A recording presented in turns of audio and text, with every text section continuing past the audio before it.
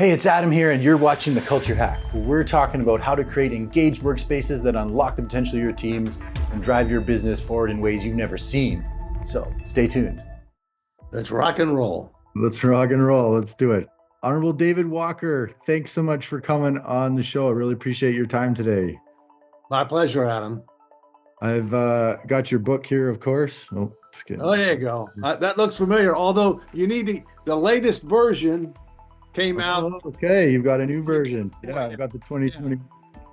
Yeah, people need to go to americain2040.com. That's the latest version. Gotcha. Okay. It was very prophetic, I might say, looking at what. Yeah, I couldn't believe I was reading this book and I was like, wow, this is from 3 years ago.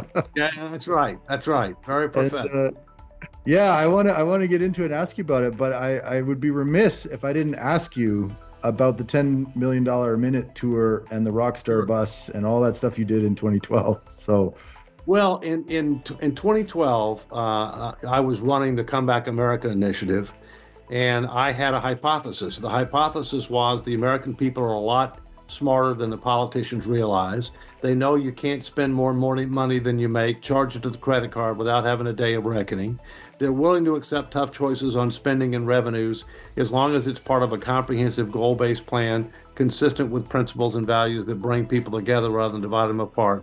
And I proved that. I did a 10,000-mile, 27-state national fiscal responsibility bus tour funded primarily by the late H. Ross Perot Sr., may God rest his soul. We had special forums of representative groups of voters, and we gained 77 to 97% support on specific reforms that would put our finances in order: budget, Social Security, Medicare, health care, defense, government organization operations, political reforms, taxes. 77 to 97%. The problem is Congress is dysfunctional. It's a lag indicator. And so what I proved was we can do what needs to be done, but how you do it matters. And that's going to take a statutory commission, meaning the president and the Congress buying up front with a citizen education engagement effort similar to what I did, but using social media and other electronic mechanisms, et cetera, to set the table for a tough up or down vote in Congress. And we need to do that during this administration. Well, and you had some success in the past with the Simpson Banks Commission, but then it ended up ultimately, of course, not coming through. So what do you think happened there? Is it a culture of not wanting to change? What is going on there? It was Simpson Bowles, and it was set up by President Obama. It was not statutory, which means that it wasn't by law. It wasn't bought into by the Congress and the president up front. It didn't have a guaranteed vote on its recommendations. It also didn't do any citizen education and engagement before it made its recommendations. Okay, they did good work, and I'd say that 80 to 85% of what they came up with was meritorious. But President Obama abandoned them, at the end. But the biggest problem is politicians are lag indicators. They don't want to make tough choices until they think they have cover to make it. That's like a crisis. But we don't want there to be a debt crisis, because that's a global depression. Okay, and that's what you'd get from a debt crisis. So what we have to do is learn lessons from Simpson Bowles, create a statutory commission, engage the people, set the table for a tough vote, so the politicians will understand the people are with them, and that there's more risk of not doing something than continuing to kick the can down the road. Well, and it seems like, when you say it, it sounds simple. Like, of course we should do that. Why wouldn't we? We're all smart people, right? But then you have this. I wouldn't go that far, but go ahead. Right? Okay. We'll give people the benefit of the doubt, maybe. All right. But, we have this culture, right? We have this thing called the modern monetary theory, this idea that, like, you described in your book, give me a burger today and I'll pay you on Tuesday, right? It's the wimpy theory. It's the wimpy theory, yeah. Right? Papa. Yeah, I mean, the modern monetary theory was a fundamentally flawed macroeconomic theory.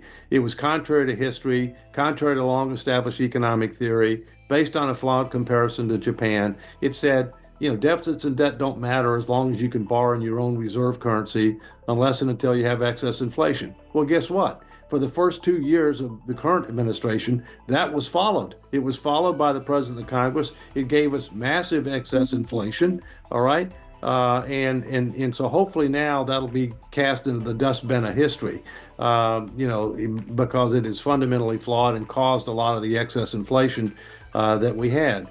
So, there are ways to solve this problem.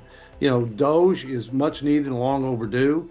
They might be able to save several hundred billion a year if they're properly designed and effectively implemented. The kind of commission that you and I just talked about needs to get a lot more done, if you will. And then the third thing is the only thing that can bind current and future Congresses is a constitutional amendment. And I'm fighting for that. That would end up limiting how much debt as a percentage of the economy we can take on. That would force the Congress to make tough choices on spending and revenues over time so that we don't have a debt crisis. Well, and I think, some people might say, oh, these are all great lofty ideas, but it can't be done. But you actually proved it when you were head of the GAO. You actually did all this stuff, right? You reformed things, you made the hard choices, you actually shrunk the bureaucracy. Where did you start when you came into that commission? Well, I was Comptroller General of the United States, which is in English Auditor General, Chief Accountability Officer of the United States, and CEO of the Government Accountability Office, which is in the legislative branch. Okay. And when I came in, we put together our first ever strategic plan. We totally realigned the agency based on that. We eliminated a third of our offices. We eliminated a layer of management. We reduced the size of the workforce 13%. We leveraged technology. We modernized human capital practices. We changed our metrics for what we were trying to do and how do we measure success. We did many things, and the result was afterwards we were about 15% smaller, a lot less footprint, and 50 to 100% more productive, 3 times the outcome-based results. Second best place to work in the federal government, and 95% positive rating from the toughest client on the face of the earth, called the U.S. Congress. And what we did there is transferable and scalable to the rest of government if you have commitment from the top and if you have persistence, with regard to how you go about it. I'm hoping that Doge will learn from that, and that some of those lessons can be applied to government overall, because they sure need to be. Well, and that what you're talking about is just sweeping transformational change, right? You essentially transformed this into a productive, exciting place to work. And what I thought was interesting is you talked about starting with the values. Who are we as an organization?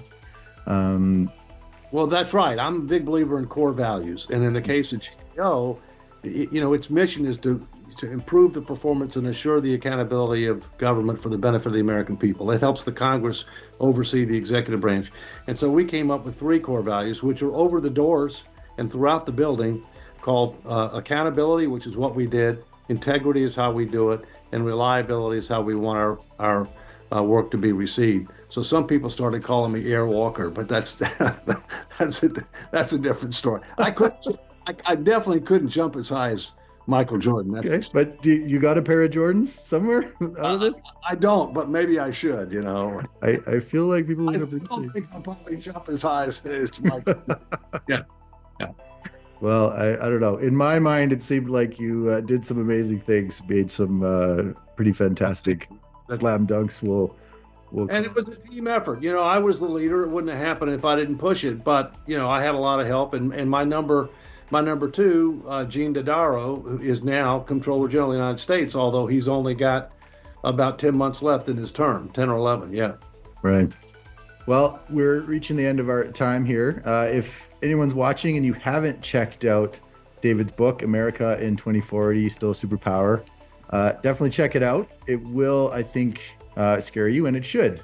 It's meant to promote action, and it's really fantastic. I know I learned a ton, and it's been pretty amazing kind of learning, because you're talking about transformation across an entire nation, not just a business or an organization. That's right. Which is pretty fantastic. So if somebody wants to support you and what you're doing, how can they do that? Well, if you want to know more about the book, it's american2040.com. If you want to know more about the constitutional amendment effort, it's ffsf.us. Check out those 2 sites. I highly recommend it. Thank you, Adam. All right. Thank you, Airwalker. I appreciate it. Hey, thanks for watching the Culture Hack. Do you want to chat culture and engagement? Give us a call and come on the show.